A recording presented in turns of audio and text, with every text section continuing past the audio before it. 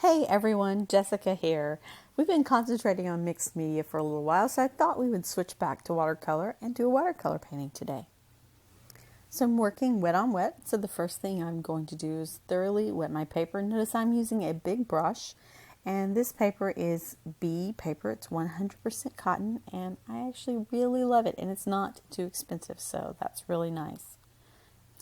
So I decided I would paint this sky because when I went to the gym this morning, the sky was really pretty and I just wanted to paint a sky. Of course, this turns out not to be anything like that sky, but that's okay. So I'm dropping in a variety of colors that I love to create my sky.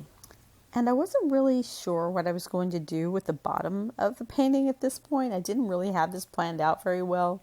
The photo that I had that I took at the gym were buildings, but I didn't really want to put any buildings in here, so I just lightly dragged the color from the sky down into the bottom to create a misty effect. And now I'm doing a little bit of lifting and softening in the sky. I also spritzed it just a little bit to enhance the lifting and sort of create the idea of sun rays coming from the middle there. At this point, I still had no idea what I was going to be doing with the bottom of the painting, and I'm not sure why I didn't just make the whole painting a sky, but I didn't. And so I still have sort of that blank bottom, but I'm continuing to add and drop in these nice colors of the sky. That purple you see is the ultramarine. No. It's the peacock blue mixed with the opera pink. It makes a really nice color.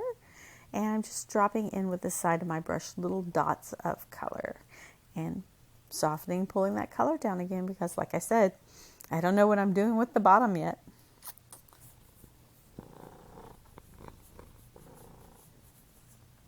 Can you hear my cat purring? He's so cute. Once I let that dry, I did finally decide that I would do like a little small landscape at the bottom. So I dropped in this green, sort of a viridian green, a sap green, a little bit of lime green. I don't know the exact color names, but they're from the Mission Gold palette. And I made them really soft. I dropped in little drops of water.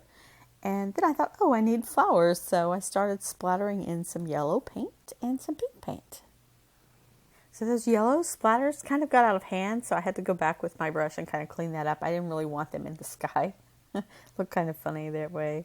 And since I had to work on the sky to get the yellow out, I went ahead and added more color just to draw the focus toward the center of where the light is in the painting. If I had thought this out a little bit more, I would have put my focal point kind of more to the side rather than in the middle.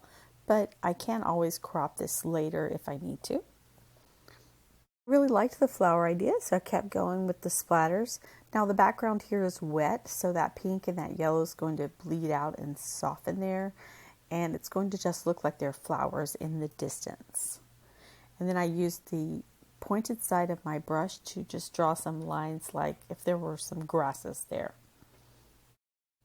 And then I let it dry again, and then I came back in with a more of the green. I used my rigger brush to pull out some grasses and make it look very nice and grassy. It's still a pretty light color because I am working in layers and building it up as I go. Then I decided I would add some sketchy flowers, and I really did just sort of scribble with the tip of my rigger brush and make this sort of like tiny loopy shapes. And then I went back in and added a little bit of water in those areas just to create a little flow. And it worked really well. I was really happy. It really gave the impression of little flowers. So it was pretty cool. So basically I just kept repeating this same process, letting it dry, adding another layer of the splashes and splatters, adding another layer of the grasses, and continuing to just build up the color until I had the idea that there were background flowers, and then I had some in the foreground. I also noticed that sky on the right area was distracting. It was just a little bit too bright there, so I toned that down with just a light wash of the ultramarine. I do think the rigger has got to be one of my favorite brushes. I love how you can just make these really light, small, thin lines, and the flow of it and the way it feels when you're painting with it is just so much fun. And so I'm just keeping on playing with it. I added more pink flowers, I added more yellow flowers, I added more grasses, and I was pretty happy with the results when I was finished. Now I do feel like the composition was a little bit off, so that I would need to crop the paper a little bit, but that's no problem. It's no problem at all. So it was a lot of fun to do, and I hope you've enjoyed this tutorial. And if you did, you will give it a thumbs up. And don't forget to subscribe and click that bell if you want to see my videos. And I can't wait to see you again soon. If you're still watching, thanks for staying till the very end. That means a lot to me and helps my channel a lot. I also wanted to share with you, I have classes over on Skillshare, so I hope to see you there too.